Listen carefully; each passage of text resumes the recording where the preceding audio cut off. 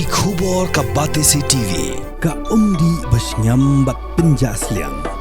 Rupa Premium Meghalaya.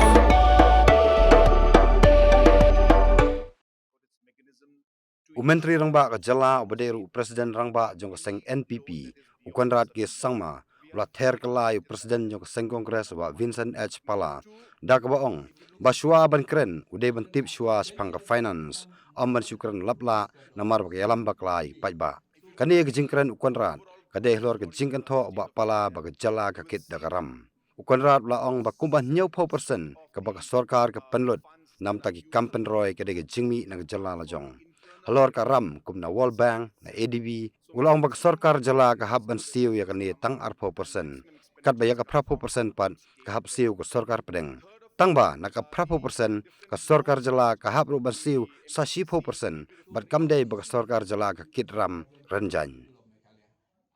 The loan aspect, I have repeated this again and again.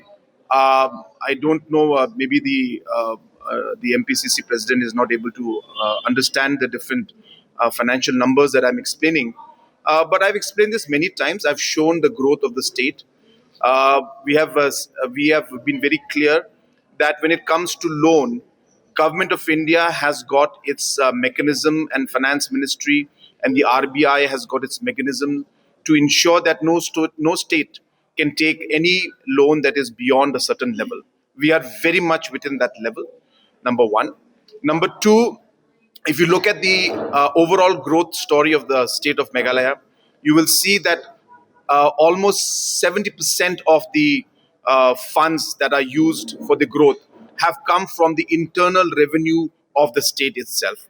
So maximum growth and maximum revenue has come, and maximum expenditure has come from our own state revenue. Third of all, the different loans that the MPCC may be referring to, which is the World Bank loans and the ADB loans and the externally aided project loans. Again, for the sake of explanation, I will explain that number one, it's on a 90-10 ratio. So 10%, it's an 80-20 ratio in terms of the loan and the amount that we are supposed to pay upfront. So 20% state government pays upfront. 80% is the loan component. Out of this 80% of loan component, 90% is grant from the central government, and government of Meghalaya has to repay back only 10%. And hence, if you look at the entire calculation, 72% is repaid back by central government. 28% is paid by the state government, which has to be paid in advance upfront. So the question of this being financed through debt does not arise at all. So therefore, the MPCC president is trying to mislead the people, which is quite unfortunate. They are seeing the growth and they're not finding any way to counter the growth that is taking place, and hence they are misleading the people, which is highly unfortunate. And I would appeal to them that they should understand the finances before they speak and make such comments.